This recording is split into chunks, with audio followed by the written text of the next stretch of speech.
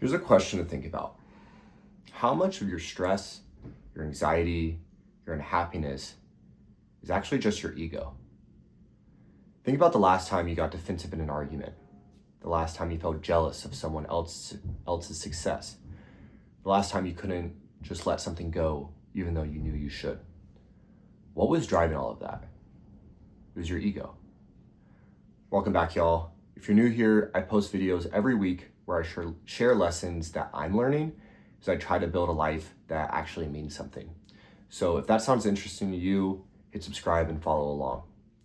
But today I want to talk about something that's been on my mind a lot recently, which is ego and how it impacts your life. So let me start with kind of some context and a brief story. A few weeks ago, I was in Nashville working on some real estate stuff, and I was staying with a good family friend of mine and someone I really respect. We have great, deep philosophical conversations about life, how to be happier, how to improve, all of that. And this time we got on the topic of ego. And he said something that really hit me like a truck. To achieve tranquility, peace, happiness, whatever you want to call it, you need to let go of your ego. It's almost impossible to get there if you're clinging to it. And at first I kind of brushed it off, like, yeah, sure, ego's bad, I get it. But the more I thought about it, the more and more I realized he was absolutely right. Because when I really broke it down, what is ego? It's you, or myself, focused entirely on yourself, your status, your image, how you're perceived, whether you're winning or losing. And here's the thing, we live in an interconnected world. Everything and everyone is linked some way or the another.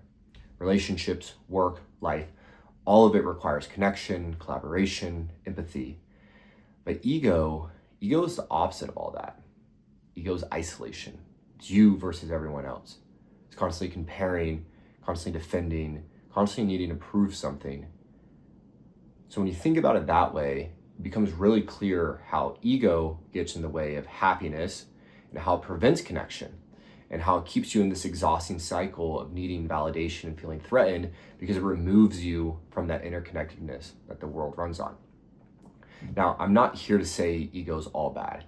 It can be a wildly powerful multiplier to push you forward and make progress. My own ego has fueled me in a lot of ways to achieve some sort of success, but it's not sustainable. It doesn't lead to peace. So let me give you a personal example from my own life. I was in a relationship in college, and looking back now, I can see so clearly how my ego destroyed parts of it. Every time my girlfriend at the time would bring something up that we could improve in as a couple or a friction point in our relationship, my ego would immediately flare to protect myself. Instead of listening, instead of actually processing what she was saying and thinking about how I could grow from it and learn, I would get defensive. I would immediately start pointing out things that she wasn't doing well. I wasn't having a conversation. I wasn't being a partner. I was just protecting my ego. Because in my head, if she was criticizing me, that means I wasn't being a good enough boyfriend, and my ego just couldn't take that. So instead of accepting the feedback and improving, I had to prove, well, she's not perfect either. And looking back, it's so silly, so immature, but in that moment, I just couldn't see it because my ego had complete control. And it's a shame. But I think we've all been there, right? We've all had a time in an argument where we said something we didn't mean, we just couldn't let it go, we were defensive. And what was driving that? Ask yourself. I bet it was your ego feeling attacked, your ego needing to defend itself. So personally, I bounce back and forth between being controlled by my ego or controlling my ego. There are times when I'm super competitive. I care about status, money, what people think of me. I want people to recognize what I've accomplished. I compare myself to friends who make more money than me. I get wrapped up in all of that. And honestly, it can feel energizing at first. It feels like I'm driven, like I'm pushing myself, me versus the world, right? But when I really zoom out and look at those moments, I can see that it doesn't align with who I actually am or who I'm trying to be. doesn't make me happier, doesn't move me closer to my goals. It just makes me more anxious, more stressed, more obsessed with things that don't actually matter. Then there are other times when I can take a step back, where I can look at my life and think, okay, it doesn't matter what other people are doing. It doesn't matter what they think about me. What matters is what's going to make my life better. What's going to make the people I care about happier. What's going to make myself happier. And that's when I feel peaceful. That's when I feel aligned. That's when life really feels good. But here's the problem, and you're probably thinking right now, it's so freaking hard to stay in that second state I was just talking about. Because guess who we spend 24/7 with? Ourselves. We're in our own heads all day, every day. We think about everything through our own perspective. So it's really, really hard to zoom out and stop being so self-focused. It's hard to let go of your ego when your entire experience of reality is filtered through your own thoughts, your own lens, your own feelings. So that raises a question. What do we do about it? First, I want to be clear. I don't have all the answers here, not even close. This is something I'm actively working on and sharing with you my learnings.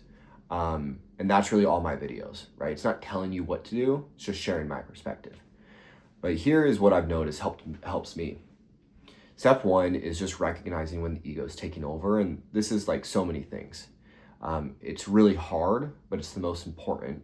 You can't fix a behavior or tweak a behavior if you don't know when it's happening. So when you feel defensive, red flag, that's your ego. When you feel the need to prove something, that's your ego.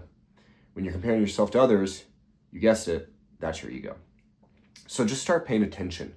Notice the pattern. Notice when those feelings show up. For me, I can physically feel it. So my chest tightens, my jaw clenches, I start bouncing my leg, I can't sit still.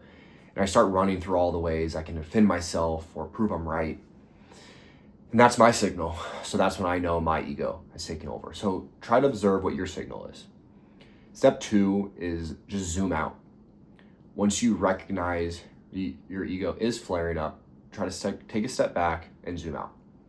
Instead of focusing on that one interaction or that one experience you find yourself in or that one feeling you're experiencing, zoom out and look at your whole life.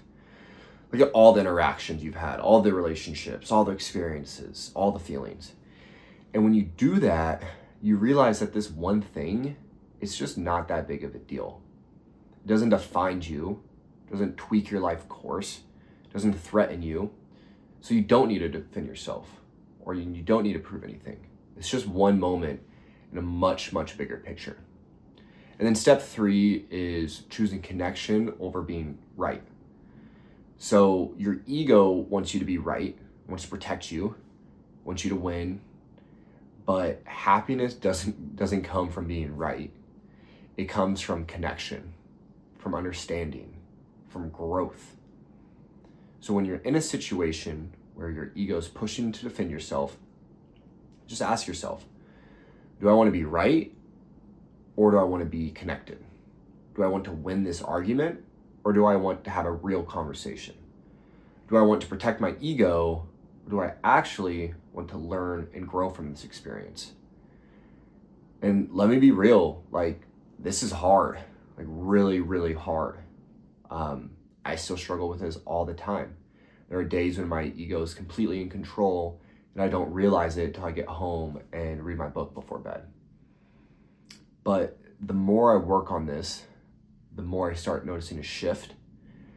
I've noticed that I can let things roll off my shoulder way easier now compared to high school or freshman year of college. I just feel more peaceful and I feel like my emotions are not swinging as wildly based on what's happening around me. And that growth that I've noticed in myself, that's worth all the effort and the work I put into it.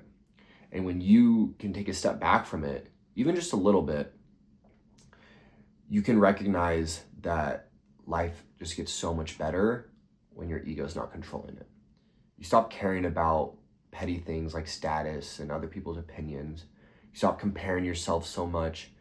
And you just stop needing to prove something to others all the time because you're shifting from a defensive mindset to a connection mindset. That's the goal. That's what I'm working towards. And I hope you can work towards it too. So here's what I want you to do this week. Just pay attention. Notice when your ego shows up. Don't judge it, but notice when you feel defensive, when you feel the need to prove something, when you just can't let something go. And just notice it. You don't even have to change anything yet. Just start recognizing that pattern. Because once you can see it, once you can identify when your ego is in control, that's when you can start making different choices. That's when you can start growing. But I'm curious, I want to hear from you. How do you deal with your own ego? What do you feel when it's taking over? And what are strategies you use to take a step back and put it in the back seat? Let me know in the comments. I would love to learn from you guys as much as I hope you're learning from me. So if you found this helpful, if this resonated with you at all, hit that subscribe button, give this video a like, because like I said earlier, I post videos like this every week where I share what I'm learning as I try to figure all this stuff out. Now, go recognize your ego, and I'll see you in the next one. Thank you.